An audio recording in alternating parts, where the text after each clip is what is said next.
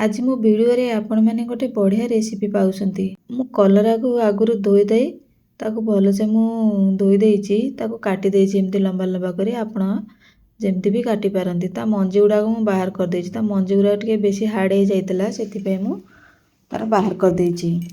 ता परे एठी मु नै जाइची रसुण पियाज बादाम और टमाटो। प्रथमे मु तेल पकेई की कड़े रे मोर कड़ेटी ताती गलानी कलराटा को मु भाजीबी। जीरा सोरिष पकई दे कलराटा को मु पकई दउची। एमिति ही आपण माने बनेले न खाइला लोक बढ़िया से खाइदब। लुण हल्दी दे मु ताको घोड़े घोड़े ताको सिझिला पर्यंत मु भाजी चलीबी। पानी दबा इतरे किछि दरकार नाही। मीडियम आंचरे आको भाजिले घोड़े घोड़े आको भाजिले से तार भितरे सिझिबो आउ ता भितरे मध्य टिके हल्का भाजी हे जिवो। ता परे एठी मु मसला को टिके दरदरा चॉप कर दउची।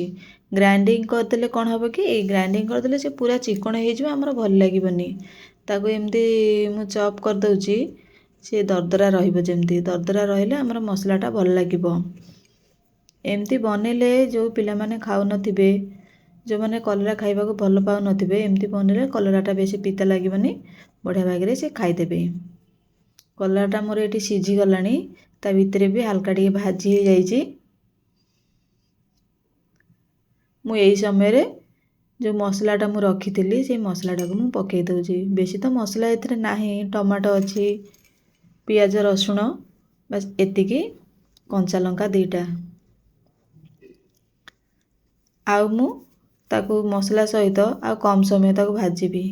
हे गलाने हमर भजाटा एमती बनेइकरी न खाइले लोकंको दियंतु से माने बढ़िया से खाइ देबे। एमिति भाजिले कोन कलराटा हमर बेसी पीता लागिबनी आ भल लागिबो खाइबा पई। मो कलरा भजा रेसिपीटी आपनको भाबुची भल लागिथिबो। लाइक टिके करिवे सब्सक्राइब करिवे सब वीडियो रो नोटिफिकेशन पाइबा पई। रहउची नमस्कार।